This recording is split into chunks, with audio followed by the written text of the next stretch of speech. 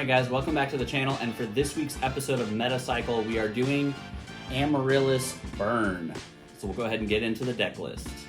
Alright guys, so this is Amaryllis Burn. So first off, to address the elephant in the room, these are not English Phoenixian Cluster Amaryllis. So after Nats, when this deck won, these got super crazy hyped. I picked mine up about $10, $12 a piece, and they kind of skyrocketed to $38. So I went ahead and sold mine, but I have Japanese copies here. I was able to play these at locals yesterday. And so 3 Amaryllis. If you're wondering what this card does, since I obviously don't have a way for you to read it here, it cannot be special summoned except by its own effect. And during the end phase, you can banish a plant from your graveyard to special summon it in defense, and if it were to be destroyed and sent to the graveyard, burn your opponent for 800. We go into 2 Lone Fire Blossoms. Those can get out our 3 Titanials. Obviously, we're running Titanial, so we're going to run our Dandelions. For our additional plants, we're running 1 Botanical Lion and 1 Lord Poison. These didn't super come up very often. Lord Poison can special summon Titanial from the graveyard or Lone Fire if you don't have another monster. And Botanical Lion's a pretty high beater if you have a bunch of tokens. Card Trooper, Morphing Jar. Instead of running the Hamster Raikou engine, we're going 2 Lila, 2 Raikou. It just is more proactive. I hate having to charge or just set a monster a lot of the time. So just kind of more proactive. 1 Plague Spreader Zombie, 1 Necro Gardna, because obviously we're milling, and 1 Sangan. Getting into our spells, we have 3 Trade-In. The Amaryllis and the Titanial are level 8s, so those can clog in your hand a lot. Next, we have 3 Hidden Armories, and those are searching. Our Mark of the Rose and DDR. Mark of the Rose, it's just searchable brain control. It's pretty crazy, and as much as you're vanishing, you know, DDR is pretty good. We're on the Light Sworn, so we got the Charge. Then we kind of have our staples here in Heavy Storm, Foolish Burial, Mystical Space Typhoon. This is my altered art version of Portals that I made when I was back doing this channel originally, ironically. Brain Control.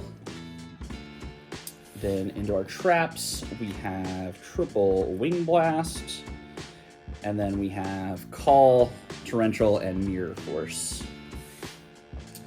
Moving into our extra deck, we have a Queen of Thorns. So this is in a different sleeve just because I didn't have a chance to test it all that much.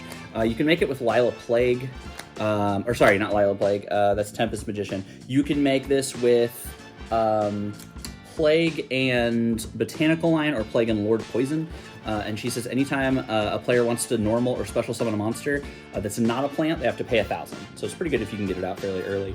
Then we got our standards, our Catastor Android, Urikis as Tempest Magician, which you can make with Plague and Lila. Brio, Goyo. There's a lot of extra room in this extra deck, so Ancient Sacred Wyvern, why not? You could like steal something. You could steal an opponent's Herald or something. Black Rose, Stardust, Light End, kind of same idea. Got some extra random fairy synchros just because why not? Thought Ruler, Colossal, Mistworm.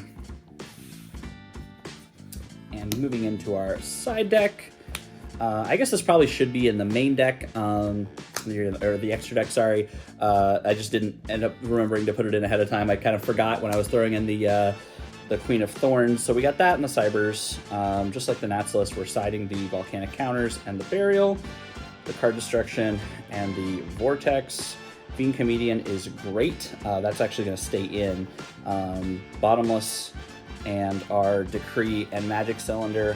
One thing I will say is that the side deck on this deck I am not super happy with. Like I said, I was testing the Nats list, and so many one-ofs. There's so many situations like when I'm playing against Trap Dragons where I want to side in the Bottomlesses and the Decree, but they conflict with each other. And so there's so many issues like that with the side deck. I'm really not happy with the side deck.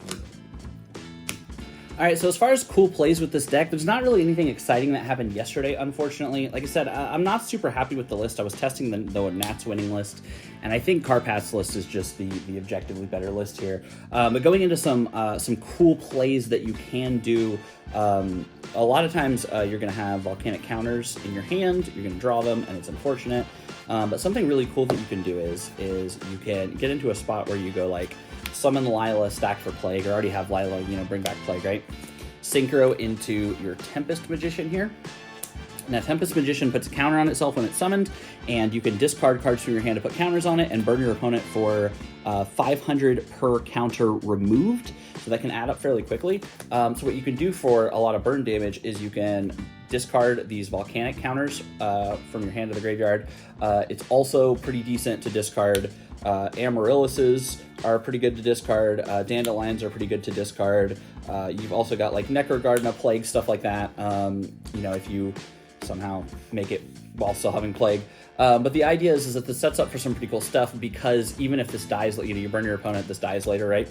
You have these volcanic counters in your graveyard. And if you don't know what volcanic counter does, volcanic counter says when you take battle damage while this card is in your graveyard, mandatory, doesn't say that, but it is mandatory, banish it from your graveyard, and if there's another fire monster other than volcanic counter in your graveyard, you can burn your opponent for the amount of damage that you took.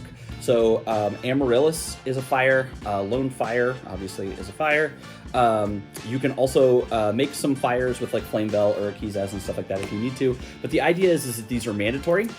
So if you have these in your graveyard, and let's say that you have a Lone Fire in your graveyard so that you could actually, you know, trigger the effect, you can get into a spot where, you know, you're playing against your opponent, and your opponent has, I don't know, Miststorm, let's say, right? They have a Miststorm.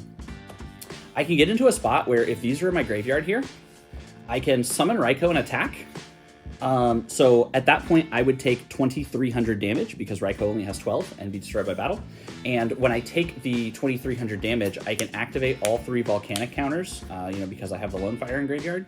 And now they take 23 times 3. So you can get into some interesting spots, like I was in yesterday, where my opponent had a red MD, and I would just kind of keep summoning monsters in attack mode. And as soon as he finally like cleared the monsters, he attacked directly, thinking that he was, you know, red MD attacks for 28, the other red MD attacks for another 28, which puts me at game. When the first one attacks, I banish all 3, and he takes, you know, like 7,000 damage. It was pretty crazy. But like I said, that's not necessarily a crazy thing that happened with the deck. That's kind of how the deck works, if you don't know how the deck works. All right, guys, so that's this week's Amaryllis burn profile. Not exactly the list I would go with, but I wanted to test the Nationals list, and I'll see you guys on the next video.